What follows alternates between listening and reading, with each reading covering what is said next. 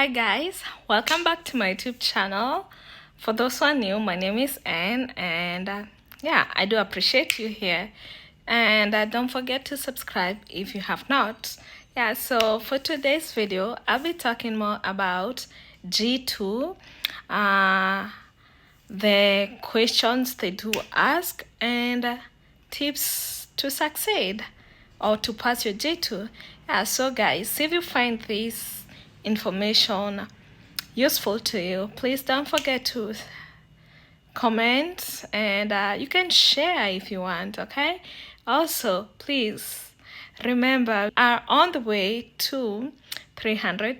No, okay, we are past 300 to 500 subscribers. Guys, I trust you in this. I know we're gonna do it. You did it, you'll do it again. So yeah, please share the video to your friend and ask them to subscribe.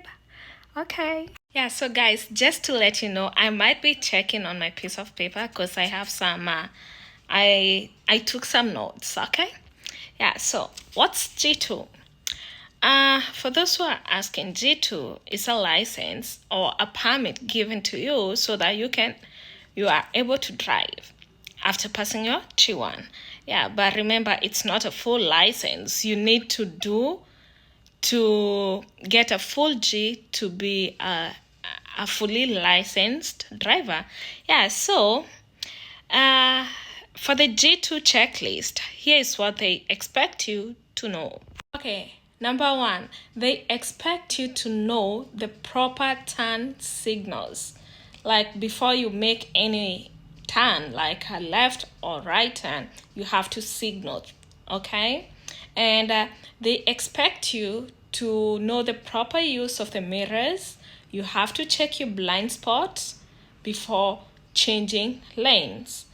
Like sometimes people assume that the way is clear for them to pass, but remember this blind spot that you can never see if you just use your left and right mirrors. So you have to turn, and for the examination, they'll check on how you perform the change lanes, and if you know the proper lane that you're supposed to be driving on. Like if you are a slow driver, you need to be on your right, and if you are on the left, that means you're fast. Okay, of course you have to follow the speed limit, but there are some people who decide they're gonna drive slow, right? So make sure you stay on the left, and if you want to pass, you pass from there. Did I confuse you? Yeah, I mean, if you are a slow moving vehicle, stay on your right, and if you want to pass, you pass on the left, right? Okay, they will also test on how well you know the speed limit. If you are on the residential area, it's assumed that you're gonna use 40 kilometers per hour unless it's posted.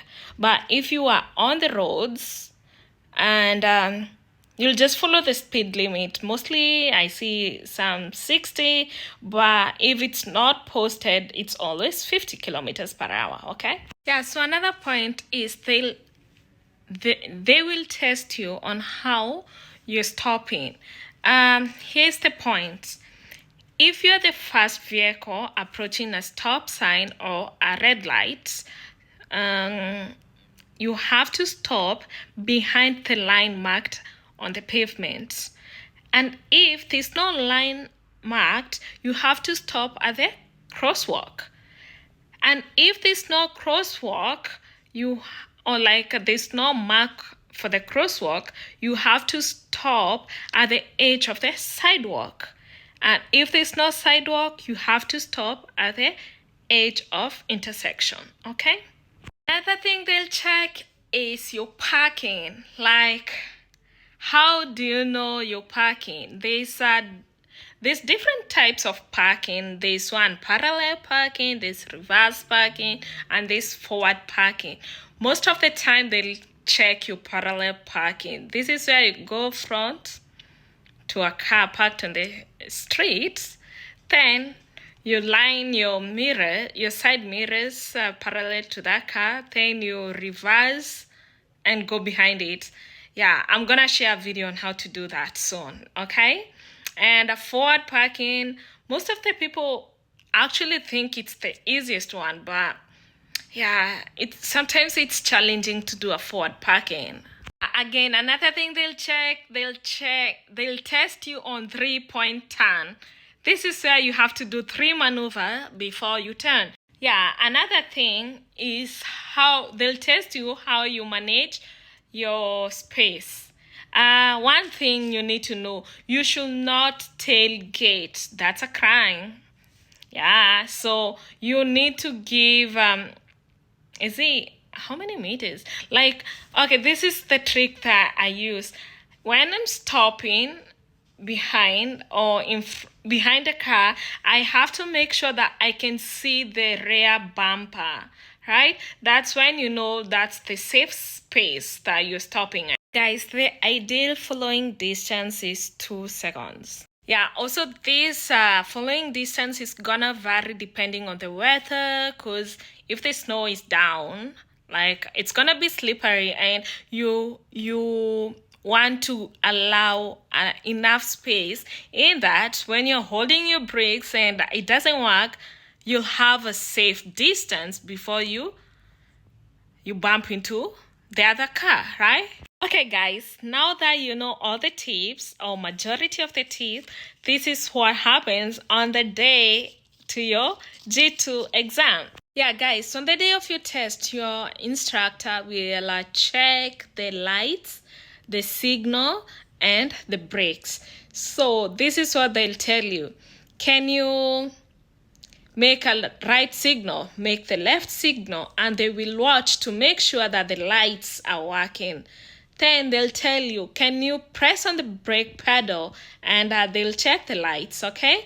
Yeah, once your car inspection is passed, like once you pass the inspection, you'll begin your exam. Okay, guys, so once you're in the car, make sure you use your seatbelt, because by not doing that, that's a fail, like an automatic fail.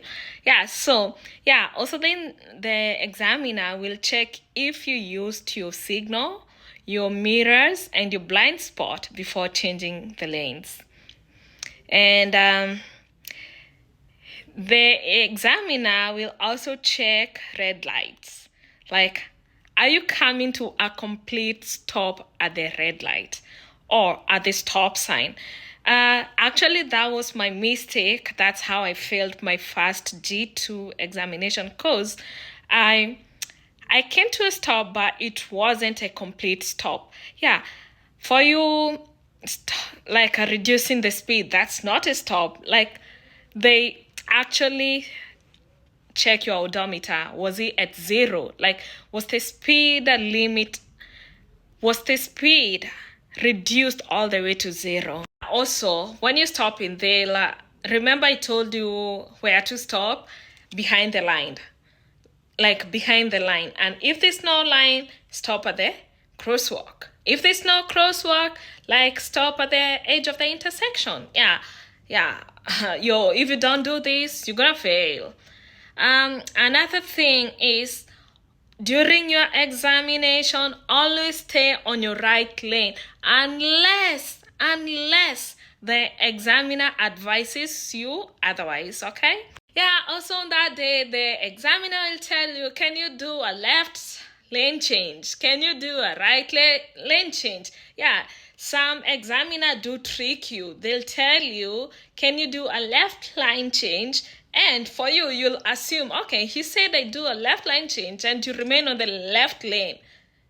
Oh, they're gonna fail you. So once they tell you do a left lane change, and they don't give you any other instruction, you should go back to your right lane, and if it's clear for you to do that, like if it's safe for you to do that.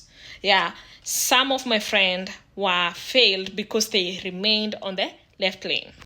Also, the examiner will check, do you know who has the right of way? In a four-way stop, the first person who stops has the need to go first. Like, or, yeah, the first person who stops goes first. Or also, always know the person on your right has the right of way. And also, when you're yielding, you have to give first those people who have the right of lane to go first before you go. Guys, so actually that was just a brave talk, and those are the tips I can share, or the tips I can remember during my G2 exam. Yeah, I finally did my G2 and I passed. So what I'm waiting for is my full G. And guys, I'm gonna share how this goes. I have to do it within this year. Wish me luck.